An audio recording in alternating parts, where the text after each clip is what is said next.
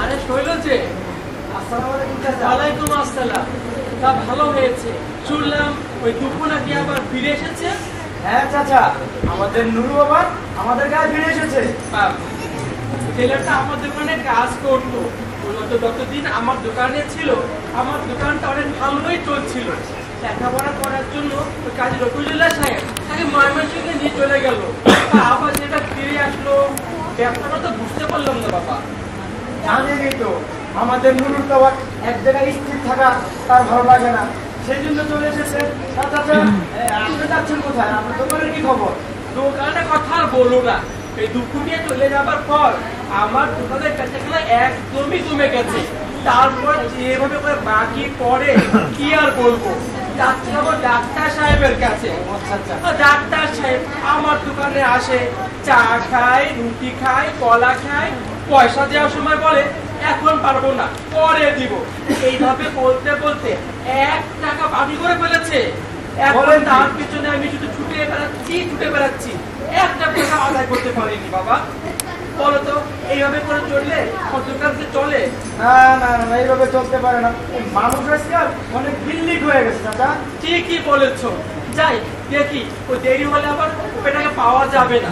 হ্যাঁ হ্যাঁ তাই জানেন, আপনি কে ডাক্তারকে ধরুন আর আমি দেখি আমাদের নুরে বাড়ি কোন বটতলায় বসে পাখির খানা বলছে। চলো দুপুরকে পেলে অবশ্যই আমার দোকানে নিয়ে আসবে, কেমন? হ্যাঁ চাচা বলবো, চাচা বলবো অবশ্যই আপনার কথা বলবো।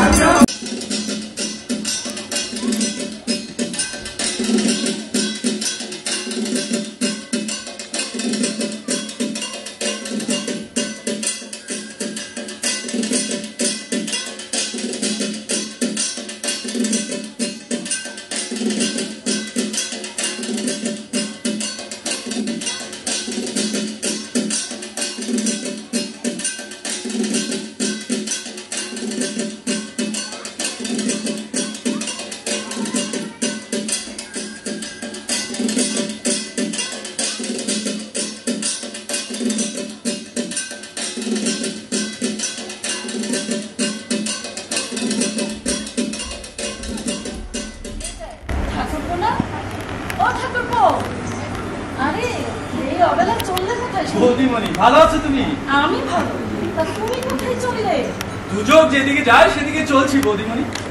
ছাড়ো তো তোমার পাগলামি। কেন আজকাল আর গ্রামের আসলে যাচ্ছ না বুঝি? না, কদিন যাওয়া হয়নি, ভাবছি আর যাবো না। তোমা তা কেন হবে? তোমায় ছাড়া আসল কি জমবে না গো ঠাকুরপো। তার উপরে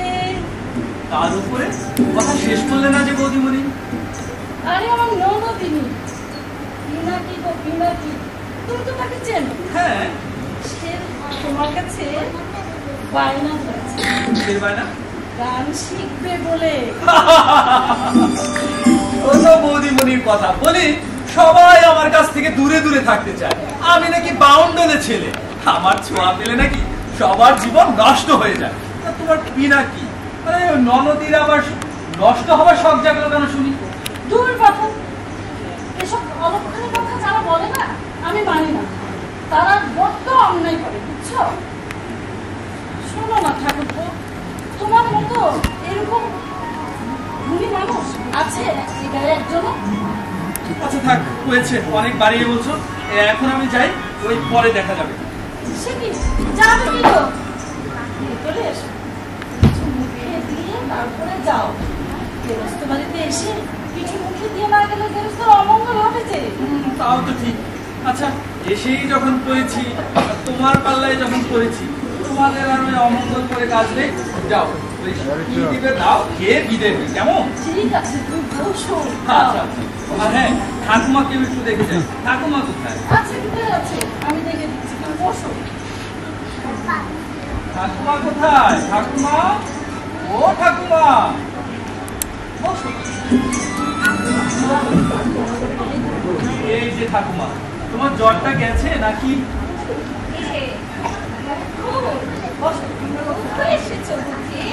আমার কথা বাদ দাও, তোমার জ্বর তো যায়নি দেখছি। বাসুদেব কবরেজকে এখনই গিয়ে ধরছি। কি দাওয়াই দেয় সে? হ্যাঁ, সময় মতো ওষুধটাও বুঝি খেতে পারো না।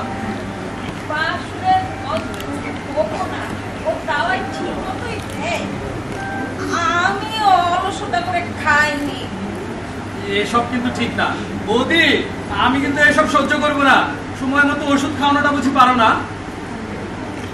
ওকে বলবো না কাজে, ও কয় দিকে যাবে? আজ সব একাই সামলায়, ওকে বলবো না। শোনো ঠাকুমার কথা, বলি এই তোমাকে ওই সময় মতো ওষুধ খাওয়ানো, এটা তো সংসারেরই একটা কাজ নাকি? আর ওই কি জানো মিনাকি, মিনাকিটা কি বলে? সে তো সংসারে এসব কাজে তোমাকে সাহায্য করতে পারে। ওর কথা আর বলবো না, ও অনেকটা তোমার মতো। এ শুনে কার কথা কিছু বললে এক কান দিয়ে ঢুকে আর এক কান দিয়ে বের করে দেয়। এ চুকি মেয়ে ওদের পথে স্বামীর বাড়ি যাবে, তাই সংসারের কাজকর্ম শিখবে, তা না কাম শিখবে। আয়না ধরেছে কাম শিখবে।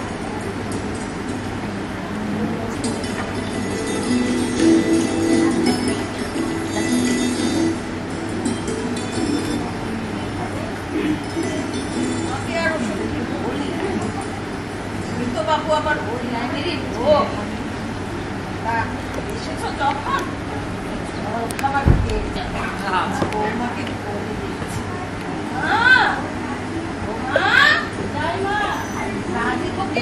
জল খাবার দাও, আমার আবার শরীরটা ভালো না, বিশ্রাম দেখি। হ্যাঁ যাও, তবে হ্যাঁ আরেকটা কথা বলে রাখি, এই যে কিছুক্ষণ পর পর যে পান খাচ্ছ, এসব পান খেলে কিন্তু শরীর আরো খারাপ করবে। এটা বাদ দিয়ে সময় মতো ওষুধ খাকেও, কেমন? যাও যাও, ঘরে গিয়ে বিশ্রাম করে নিও।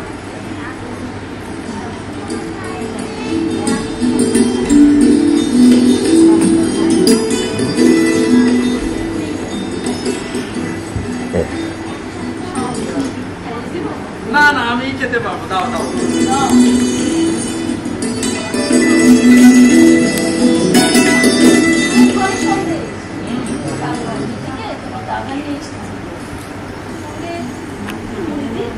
না না না, সন্দেশী ঢের ভালো, সব ফুলমুড়ির আমার দরকার নেই। ভালোই চলছে।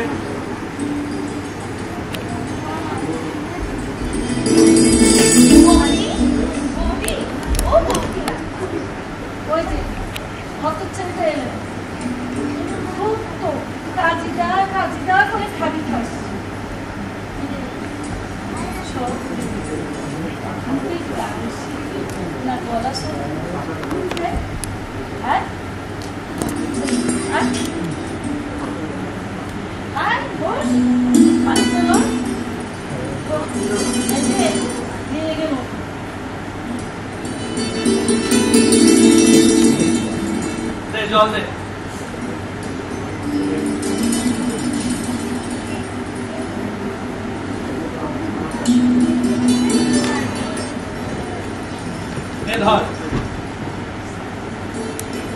ধর, তুই নাকি গান শিখতে চাস কি নাকি?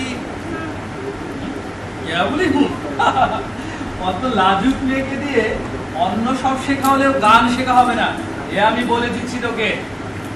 তুমি শিখিয়ে দিলে আমি ঠিক ঠিক পারবো কাজটা। বলো, তুমি আমায় গান শেখাবে? দেখা যাবে। দেখা যাবে নয় কাজটা, বলো তুমি আমায় গান শেখাবে? ঠিক আছে, এত করে যখন বলছিস, আমি তোকে গান শেখাতে না পারলেও ভালো একজন ওস্তাদ ধরে দেব। কি চলবে তো? না না, চলবে। ওসব ভালো ওস্তাদের আমার দরকার। তুমি এসে সাইকেলটা শেখালে আমি করতে চাই কাজটা। দেখো, তুমি গান শেখাতে বলে দাদাকে বলে দরজা থেকে একটা হারমোনিয়াম আনিয়েছি। এখন তুমি যদি না করো তাহলে সব মাঠে মারা যাবে। দোহাই কাজ, আমি বিলাস করবো না। সত্যি করে বল তো পিনাকি, তুই কি চাস? কেন? গান শিখতে চাই, তোমার গলায় গলায় সুর সাজতে চাই। বলি গান শিখতে চাস নাকি আমাকে? তুমি বড্ড ভালো, তোর সঙ্গে কথাই বলছি। এইটুকু কুকি আমার চোখকে ফাঁকি দিতে চায়। এইগো ঠাকুরপো, অমন পাগলের মতো একা একা হাসছো কেন? আর পিনাকি কোথায়? পিনাকি পালিয়েছে। পালিয়েছে কেন? ও তো গান শিখতে চায় না বৌদিমণি। তবে তবে আর কি, বললাম একজন ভালো ওস্তাদ ধরে দেব, না তাতে তার চলবে না। বুঝতেই পারছো, গানের চেয়ে গানের ওস্তাদকেই। তাই বুঝি? আচ্ছা আচ্ছা, শোনো, ও তো তোমার কথা বলতে একেবারেই অজ্ঞান। ও তোমাকে সেটা কিচ্ছুই বুঝে না। দেখো না ঠাকুর, হতচ্ছাড়াটাকে একটু মানুষ করা যায় কিনা? অমন অলক্ষণের কথা বলো না বৌদিমণি। আমি যে কারো বাঁধনে জড়াতে চাই না। আমি তো মুক্ত বিহঙ্গের মতো স্বাধীন থাকতে চাই। যখন যেখানে খুশি ঘুরবো, নাচবো, গাইবো। আমি কারো বাঁধনে জড়িয়ে ঘুমিয়ে পড়তে চাই। তুমি আমায় ক্ষমা করে বলবে, তুমি আমায় ক্ষমা করে। ঠাকুর শোনো, তোমার না বড্ড অহংকার। অত অহংকার ভালো না, ভালো না।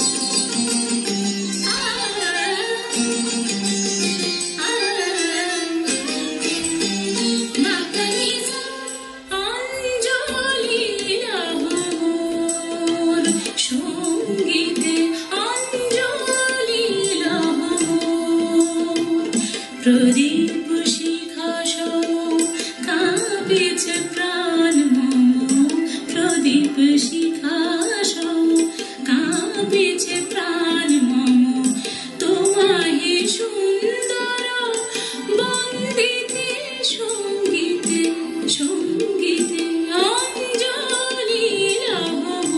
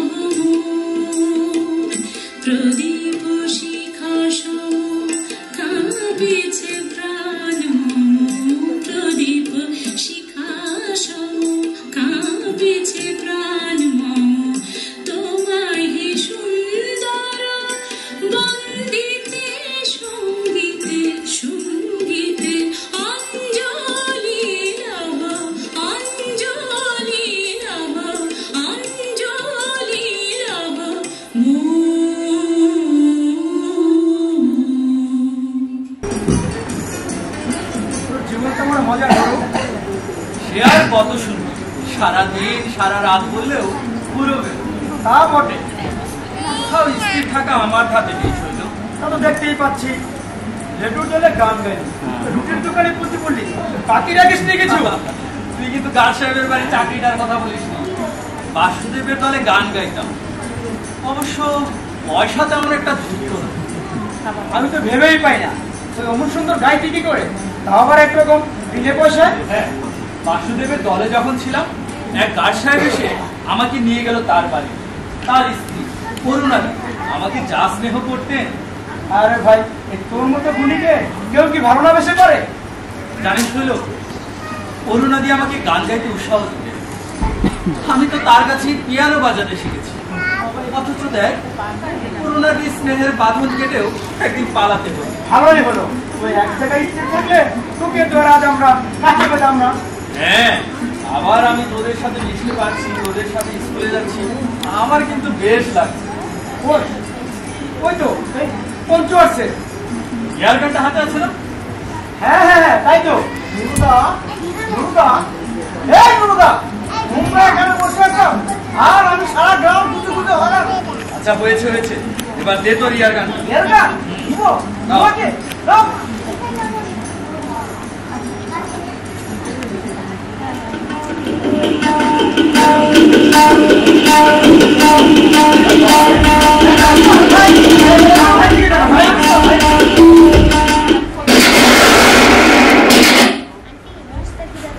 এই বড় লাটকে শেষ করে। বড় লাগছিস? হ্যাঁ, ওই বেটা ছোট লাট রয়ে গেছে, এবার তার কথা। আরে গুলি বেরিয়ে যাবে। নুরু, ফাইজলামি করিস না রে ভাই। মারিস না ভাই, গুলি করে ভাই। ভাই আমাকে মারিস না ভাই।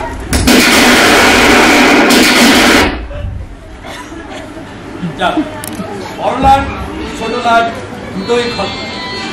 এখন রয়ে গেছে ডিস্ট্রিক্ট ম্যাজিস্ট্রেট, এসডিও। আরে ভাই, ওদের মারবো কেন? ওরা তো হলো কি আমাদের দেশের লোক। তোরা জানিস না শুধু, এরা ইংরেজদের প্রতিনিধি। আর ওই বেটা পঞ্চম জর্জ একবার ভাবতে আসে আর রক্ষেনি। তাহলে অমন করে ইংরেজ তাড়াবি? হ্যাঁ হ্যাঁ, অমন করে ইংরেজ তাড়াবে। কে ইংরেজ তাড়াবে? কেন? আগে তো বল ভাই, নুরু ইংরেজ তাড়াবে। তুমি জানো? জি না, জানি না। তাহলে আমার সঙ্গে এসো। জোশ হইল, তোরা থাক, আমি স্যারের সঙ্গে গেলাম।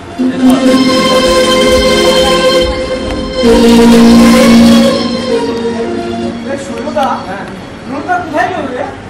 দেখিস তুই স্যারের সঙ্গে গেল ওই যুদ্ধের ট্রেনিং দিতে। তাহলে আচ্ছা বাবু, আমি চলি।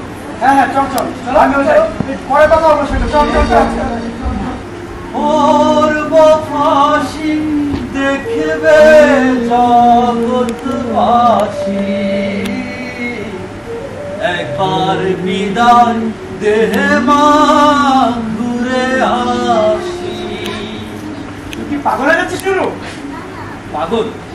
খ্যাপা দুর্বাসা হয়ে যাবে, জ্বালিয়ে পুড়িয়ে সব শেষ করে দেবে। বাবা, এই শুনে তো পিলে চমকে যায়। সামনে তোর পরীক্ষা। আর আর তোর পরীক্ষা? আগে তো দেশ, দেশ বাঁচলে তো পরীক্ষা। আমি কিছুদিন বাড়িতে ছিলাম, এসেই শুনি আপনি নাকি সব ইংরেজ মেরে ফেলেছেন। যা, আমি কোথায় ইংরেজ মেরেছি? আমি কি ক্ষুদিরাম না প্রফুল্ল চাই যে ইংরেজ মারতে যাব? তাহলে আরে বোকা, আমি তো পঞ্চুর ইয়ার গানটা নিয়েছিলাম। ওই কলা গাছকে ইংরেজদের বড় লাট ছোট লাট ডিস্ট্রিক্ট ম্যাজিস্ট্রেট ধরে নিয়ে নকল ইংরেজ সাজিয়ে গুলি করে মারতে। আর জানিস তো, সত্যিকারে ইংরেজদের গায়ে হাত তুলেছিল সুনীল নামের একটি ছেলে। সুনীল? সুনীল কাকে? তাহলে শোন, কিংসফোর্ডের কোর্ট, মানুষের ভিড় ঠেলতে গিয়ে ঘোড়া সিপাহীরা লাঠি চালাচ্ছে দেখে সুনীল, এই সুনীল প্রথমে প্রতিবাদ জানায়। পরে তাকে মারতে আসলে সেই প্রথম ঘোড়া সুনীলের মুখে তেই খুশি চালিয়ে। আর যায় কোথায়? সুনীলকে আটক করা হলো।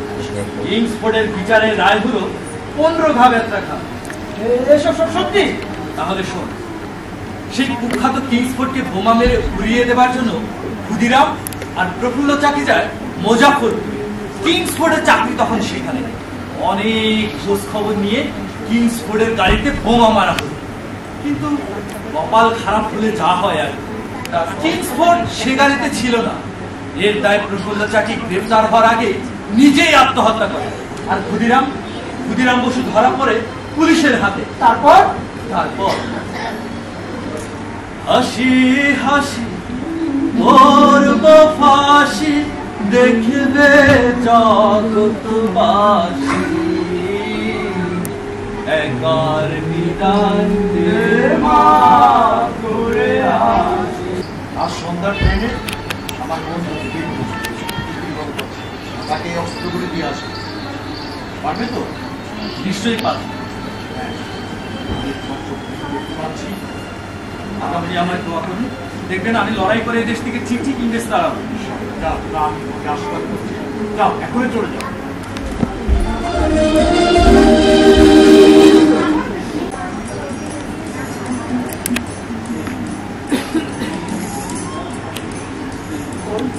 তাবু দেখা যাচ্ছে, ওখানেই হয়তো বা এই নজরুলকে পাওয়া যেতে পারে।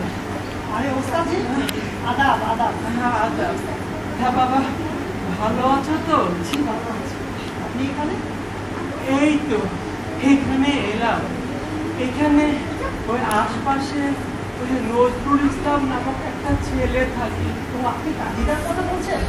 হ্যাঁ হ্যাঁ, খুব ভালো মানুষ, যেমন সুন্দর করে কবিতা লেখে, তেমন দরদ থেকে অর্গান বাজায়, সুন্দর করে গানও গায়। সে তো বহু করে গুণান্বিত। তা তুমি একদম ঠিক বলেছ। ছেলেটা আমার কাছে প্রায় সময় আসে, তাকে আমি বিভিন্ন বিষয়ে তালিম দেই। হাফিজের দেওয়াল শিখাই, বেরকুসি শিখাই। কিন্তু জানো, আজ কয়েকটা দিন ছেলেটা আমার ওখানে আসছে না।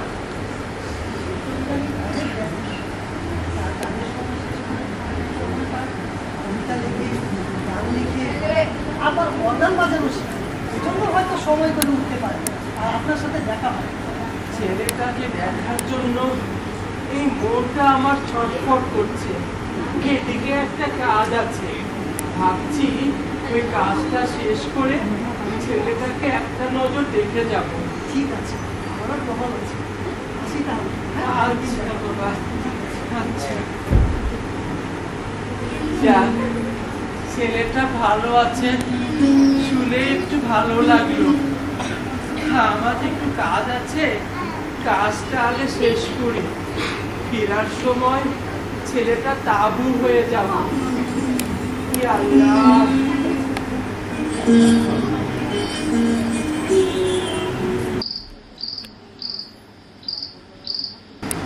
আরে মিত্রদা যে, আসো আসো, বসো।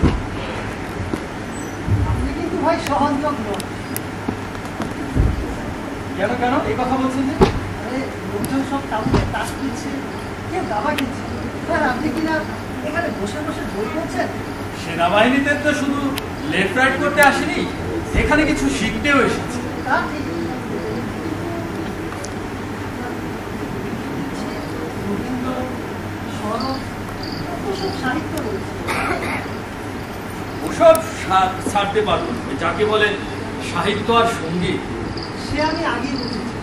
তা না হলে কি এত তাড়াতাড়ি কি অর্গান শিখতে পারে? সঙ্গীত ছাড়া আমি বাঁচবো না নাকি? সে তো আপনি ইতিমধ্যেই প্রমাণ করেছেন। যেমন দরদ খেলে অর্গান বাজান, এর তুলনা হয় না। আপনি দেখিয়ে দিলেন অর্গান বাজানো কাকে বলে। না না না, আপনি অমন করে বলবেন না। আরে অর্গান বাজানো সব কৃতিত্ব তো আপনার। আপনি অমন সুন্দর করে না শেখালে আমি কি এমন বাজাতে পারতাম? ও কথা বলবেন না। আপনি গুণী মানুষ। যেখানে হাত দেন ঠিক যেন শোনা হয়ে যায়। এই তো সেদিনের কথা। দেখতে দেখতে আপনি যেমন হাবিলদার হয়ে গেলেন, এটা কিন্তু কম কথা নয়। অনেক বড় আশা নিয়ে সেনাবাহিনীতে এসেছি মিত্রদা। কিন্তু ইংরেজরা কি আমাদের সেই সুযোগ দেবে? কখনোই দেবে না। যুদ্ধের সে কৌশল ওরা আমাদের শেখাচ্ছে কোথায়? আসল ভ্রমণটুকু ওরা ওদের হাতের মুঠোয় রেখে দিচ্ছে। এই কথা কিন্তু আপনি ঠিকই বলেছেন। দেখুন না, আমাদের রেজিমেন্টটা ভরে উঠতে না উঠতে আমাদের মেসোপটেমিয়া পাঠানোর হুকুম হলো। ভাগ্যিস আপনাকে পাঠানো হয়নি। আপাতত কিন্তু আপনি আমাদের সাথেই গেছেন। এখানে থাকাই ভালো হয়েছে। ওই সময় পেলে একটু সাহিত্য নিয়ে মেতে থাকতে পারছি। আর কি করছি? কাজীটা আমার তো সময় হয়ে গেল। আচ্ছা আপনার জন্য ভগবানের কাছে সবসময় দোয়া করি, ভগবান যেন আপনার কল্যাণ করেন, আর আপনার মতো মানুষ যেন সবসময় আমাদের সাথেই থাকে। আচ্ছা আচ্ছা। আজ যদি শৈল সঙ্গে থাকতো কত আনন্দই না হতো। একসাথে লেফট রাইট আবার সময় পেলে সাহিত্য নিয়ে মেতে থাকা যেত। বেচারাকে ওর ছোটটা আর ঠাকুরটা ইচ্ছে করেই আনফিট করে দিয়েছে। আসার সময় দেখলাম শৈল সে কি কান্না, আমিও কম কাঁদিনি ওর কান্না দেখে। আরে ওস্তাদজি আসুন আসুন। যাচ্ছিলাম তোমার তাঁবুর পাশ দিয়ে, ভাবলাম একবার দেখেই যাই ছেলেটাকে। আপনার মেহেরবানি ওস্তাদজি, আপনার মেহেরবানি। তা বাবাজি, তুমি কিন্তু ফার্সি শেখাটা ছেড়ো না। আমাকে কি করতে হবে ওস্তাদজি? তোমাকে ওই রুমি, জামি, ওমর খৈয়াম, ফেরদৌসি এসব শিখতে হবে, তবেই তো তুমি নামজাদা কবি হতে পারবে। কিন্তু ওস্তাদজি, আরে না বাবা, না না না, আমি কোনো তকলিফ মনে করবো না। যখন তুমি সময় পাবে আমার কাছে চলে আসবে, আমি তোমাকে শিখাবো। আপনার মেহেরবানি ওস্তাদজি, আপনার মেহেরবানি। আমি দোয়া করি আল্লাহ তোমাকে বুজুর্গ দান করুন। তবে শোনো, তোমাকে আমি একটা হাফিজে দেওয়ান শোনাই। ঠিক আছে এ ফরাজে মাহে হোসন আজ দিলে খোদা রে শোভা আব রুয়ে আব খজুখা দিলে রক্ষাত হে সুমা।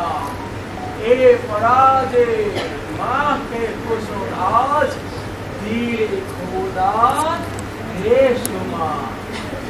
বুঝতে পেরেছো? আমার কাছে এসো, তোমাকে আমি আরো দেওয়াল শিখাবো। ঠিক আছে ওস্তাদজি। বাবাজি, আমাদের তাহলে এখন যেতে হবে, আমার অনেক কাজ আছে। আচ্ছা ঠিক আছে, আমি সময় করে আপনার কাছে যাবো। কেমন? আল্লাহর কাছে দোয়া করি আল্লাহ তোমাকে বুজুর্গ দান করবে। আমি বলে দিচ্ছি, তুমি দেখে নিও, একদিন তুমি নাম জাদা কবি হবে, সারা বিশ্ব তোমাকে মনে রাখবে। আল্লাহ তোমাকে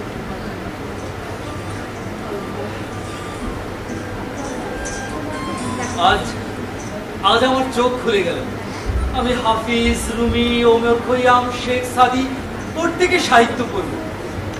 আমাকে যে আমার মায়ের মুখ উজ্জ্বল করতেই হবে। আমি যাব, আমি ওস্তাদজির কাছে গিয়ে নিয়মিত তালিম নেব।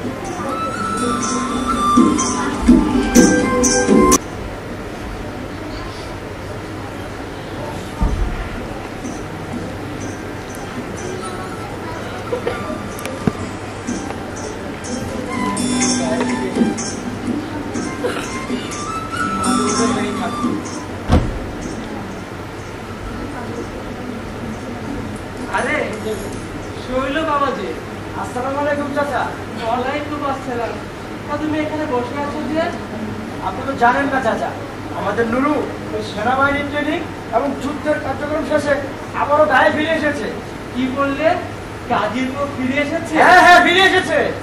বাহ বাহ বাহ, গাজীপুর এত বছর পর ফিরে আসলো, ভাবতেও অবাক লাগছে। এতদিন পর আবার গাজীপুরকে দেখতে পাবো। আমাকে বললো এখানেই থাকবে। আমি তো ওর জন্য এখানে বসে আছি চাচা। তা গাজীপুর কখন আসবে? আসলে একটু চোখে চোখে দেখে যেতে পারতাম। তা তো জানি না, ও তো বাউন্ডারি মানুষ, জানেনই তো। তা আপনি যাচ্ছেন কোথায়? কি আর বলবো বাবা, দুঃখের কথা। আমার ছেলেটা অনেকদিন আমার অসুস্থ, তাই একটু গন্ধে যাচ্ছিলাম।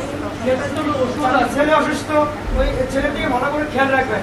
আর নুরুর সঙ্গে আমার দেখা হলে অবশ্যই আপনার বাড়ি থেকে আপনার ছেলেকে দেখে আসবো চাচা।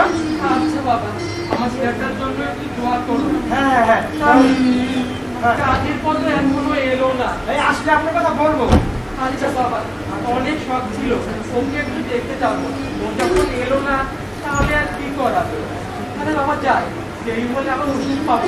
হ্যাঁ হ্যাঁ ঠিক আছে, ওই ভাইয়ের যখন এনেছে একসময় অবশ্যই দেখা হবে। আর আপনার বাড়িতে আমরা আসবো চাচা। আচ্ছা বাবা, নিয়ে গেলাম।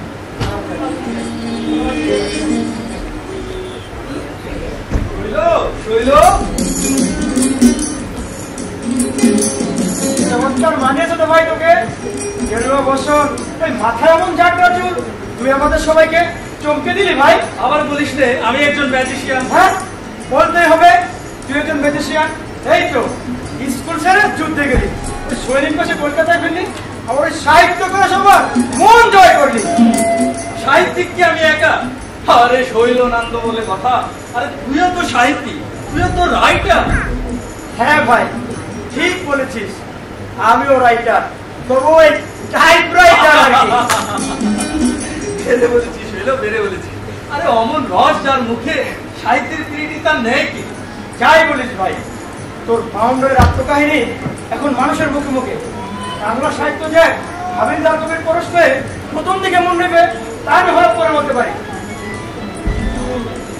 সাহিত্য করবো, কলকাতায় টিকে থাকতে পারছি না।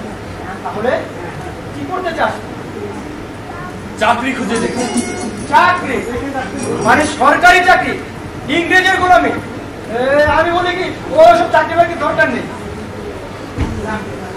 তোদের চলে যেতে পারবো না রে শৈল।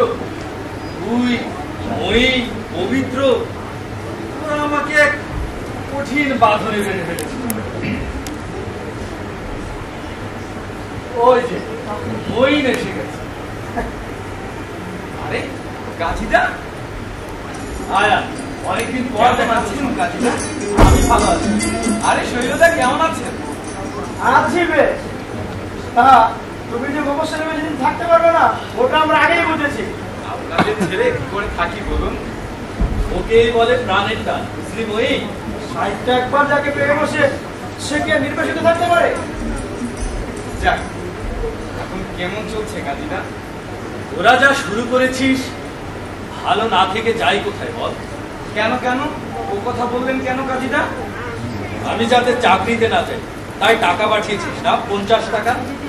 এই সামান্য কত টাকার কথা বলে আমাকে লজ্জা দেবেন না কাজিদা।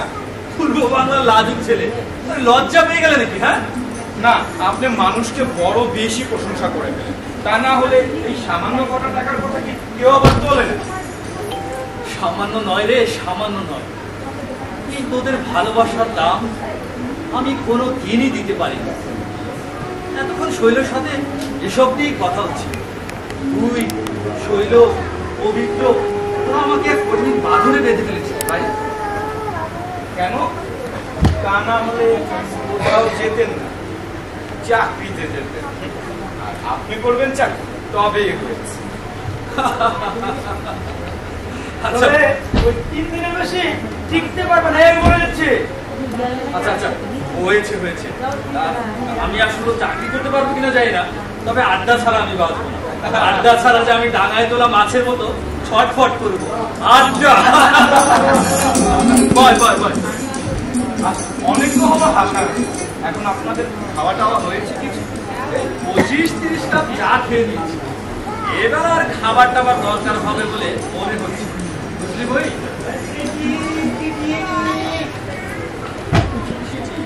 নমস্কার কাকিদা। নমস্কার।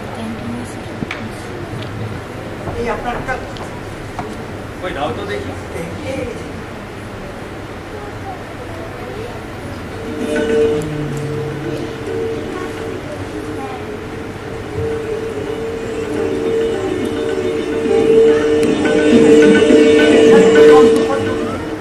আচ্ছা আচ্ছা, রেজিস্ট্রি করাচ্ছিস, দস্তখত না করলে তো আর হচ্ছে না। নাও ধরো। আসি কাকিদা।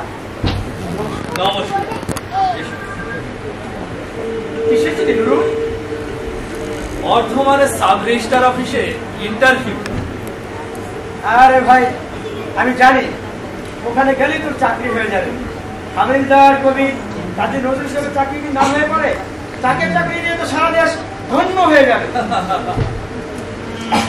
চাকরি যে হয়ে যাবে তাতে কোনো সন্দেহ নেই, কিন্তু আমাদের কাজীরা চাকরিতে যাবেন কিনা সেটাই হলো মুশকিল। তবে ওই 3 দিনের বেশি টিকতে পারবে না, এই আমি বলে দিচ্ছি। কি সৌভাগ্য আমার, তোমাদের সবাইকে যে একসঙ্গে পাওয়া গেল। নমস্কার মুজাফফরদা, তোমার হাতে ওঠে নজরুলের ইন্টারভিউ কাজ। নজরুল চাকরিতে যাচ্ছে নাকি? এই তোমাদের সবার কথা শুনে মনে হচ্ছে নজরুল যেন বনবাসে যাচ্ছে। আর আমরাই বা কেমন করে এই তোমাকে বনবাসে পাঠাই বলো, কেমন করে বলি রাম তুমি বনবাসে যাও। আচ্ছা আচ্ছা, হয়েছে হয়েছে, ওই অনেকদিন পর মুজাফফরদার সাথে দেখা। ওরা এখন যা, আমার সাথে মুজাফফরের কথা আছে। একে ফজলুল হক সাহেব উপযুক্ত লোক পেলে একখানা সান্ধ্যকালীন দৈনিক পত্রিকা বের করতে। কি বলছো মুজাফফর? হ্যাঁ সত্যি সত্যি। এই খবরটা তুমি এত দেরিতে দিলে, আমি আবার একটা সুযোগের অপেক্ষা অনেকদিন ধরেই আছি। তাহলে আর দেরি কেন, আমাকে আজই নিয়ে চলো ফজলুল হক সাহেব। আজই যাবে? হ্যাঁ হ্যাঁ আজই, দেরি করো না তো, চলো চলো চলো তাহলে। দেখো কি নিয়ে এসেছি। মুজাফফর, মুজাফফর, এই তো আমি এলাম। দেখো মুজাফফর, দেখো কি নিয়ে এসেছি। ও বিজলি বুঝি? দেখেছি দেখেছি, বিজলিতে তোমার বিদ্রোহী ছাপা হয়েছে, সারা কলকাতা একেবারে তোলপাড় করে রেখেছে। রাস্তায় দেখে আসলাম কতগুলো কলেজ পুরো ছেলে তোমার এই বিদ্রোহী নিয়ে রীতিমতো হইচই শুরু করে দিয়েছে। সত্যি বলছো মুজাফফর? আমার বিদ্রোহী সারা কলকাতা তোলপাড় তৈরি করেছে? হ্যাঁ হ্যাঁ, তোলপাড় তৈরি করেছে। আচ্ছা কবিতাটা পড়ো তো। আর তুমি তো শুনেছো। আহা, তোমার এই কবিতার প্রথম শ্রোতা তো আমি। হ্যাঁ, আবার শুনবো, বারবার শুনবো, পড়ো তো। ঠিক আছে, শোনো যাও। বলো বীর, বলো উন্নত মম শির, শির নেহারি আমারি নত শির ওই শিখর হিমালয়। বলো বীর, বলো মহাবিশ্বের মহাকাশ পারি, চন্দ্র সূর্য গ্রহ তারা ছাড়ি, ফুলক দোলক গোলক ভেদিয়া খোদার আসন আরশে দিয়া উঠিয়াছে চির বিস্ময়, আমি বিশ্ব বিভাতি মামলানাটে রুদ্র ভগবান চলে রাজ রাজ দীপ্ত জয়শ্রী। বলো বীর, চির উন্নত মম শির। হারলে কেন কবি, পড়ে যাও। আমি চির দুর্দম, দুর্বিনীত, নৃশংস, মহাপ্রলয়ের আমি নটরাজ, আমি আমি অভিসমৃদ্ধি, আমি দুর্বল, আমি প্রেমিক, আমি অনিয়ম উশৃঙ্খল, আমি তোরে যাই যত বন্ধন, যত নিয়ম কানুন শৃঙ্খল, আমি মানি না তো কোনো আইন, আমি ভাড়া করি করি ভরাডুবি, আমি টর্পেডো, আমি ঢিল, আমি আসমান মায়, আমি দুর্যোগী, আমি বেশি ঝড় আকাল বৈশাখী। বড় বীর, আমি পড়ে যাও কবি, পড়ে যাও।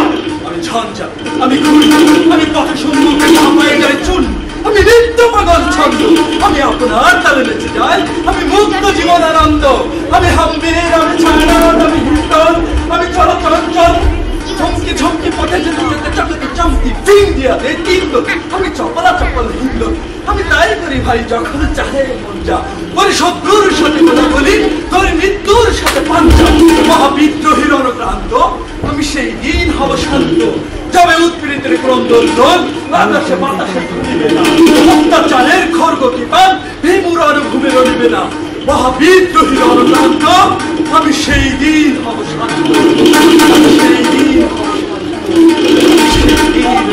কবি কবি, তুমি তো মাঠ করে দিয়েছো কবি। যেখানে যাই সেখানে তোমার বিদ্রোহী। আজ আসার সময় দেখলাম কলেজ স্টেশনে তোমার বিদ্রোহী নিয়ে হেমন্তবিতে সে কি জানানি? হ্যাঁ, আমি প্রাণ নিয়ে বাড়িয়েছে। কিন্তু শৈল, আমার প্রাণ যে ভরছে না, অদীপ্তির যারা আমার খাকা করছে। কিন্তু কেন কবি তোমার এই অপূর্ণতা?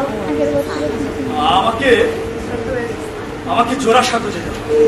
জোড়াসাঁকো মানে কবিগুরুর কাছে? হ্যাঁ হ্যাঁ, কবিগুরুর কাছে। কবিগুরুকে আমি আমার কবিতা শুনিয়ে আনি। কিন্তু তিনি কি তোমার এই ব্যাপারটাকে সহজভাবে নেবে? আমি বলি কি, পাগলামি করো না কবি। তার চেয়ে তাকে তুমি পাঠিয়ে দাও, উনি পড়ে নেবেন। হ্যাঁ তাই করো। কি বলছো তোমরা?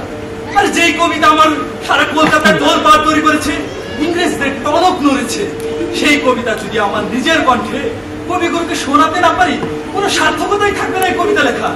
তোমরা যে যাই বলো, আমি যাব। আমি জোড়াসাঁকোই যাবো। সেক্ষেত্রে যাও তাহলে, কিন্তু ওখানে কিন্তু পাবো তোমার এই লম্ফজম্ফ পাগলামি চলবে না। যাও তো যাও ভাই, তবে ওই ভদ্রভাবে যেও। ভদ্রভাবে যাবো? আরে কবির কাছে কবি যাবে, তাতে আবার ভাবনা কিসের? হ্যাঁ আচ্ছা, হয়েছে হয়েছে, এখন চলো তো।